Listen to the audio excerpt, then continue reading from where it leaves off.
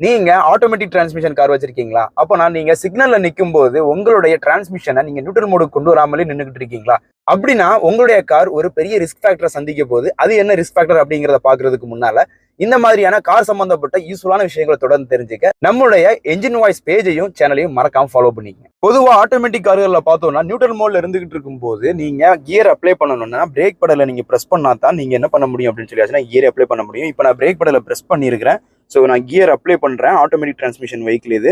So apply பண்ணதுமே எனக்கு இங்க வந்து கியர் சேஞ்ச் ஆயிருச்சு. பட் இந்த சமயத்துல நம்ம டிரைவ் பண்ணிட்டு இருக்கும்போது எந்த பிரச்சனையுமே கிடையாது. திடீர்னு சிக்னல்ல நிற்கும் போது நீங்க இதே மாதிரி ஆட்டோமேட்டிக் மோட்லயே வச்சுட்டு நீங்க சிக்னல் நின்றுட்டு இருக்கீங்கன்னு சொல்லியாச்சுன்னா பாருங்க, இந்த ஆர்பிஎம் வந்து 1200 ரேஞ்சில இருந்து எப்பவுமே இருந்துகிட்டே இருக்கும். ஸோ இந்த மாதிரி சமயத்துல என்ன அர்த்தம் அப்படின்னு சொல்லியாச்சுன்னா உங்களுடைய என்ஜின் கியர் பாக்ஸோட தொடர்புலயே இருந்துட்டு இருக்கு அப்படின்னு சொல்லிட்டு அர்த்தம். ஸோ அப்படி தொடர்புல இருந்துட்டு இருக்குங்கிறதுனால நீங்க பிரேக் பெடலை வேற பிடிச்சிக்கிட்டு இருக்கீங்க.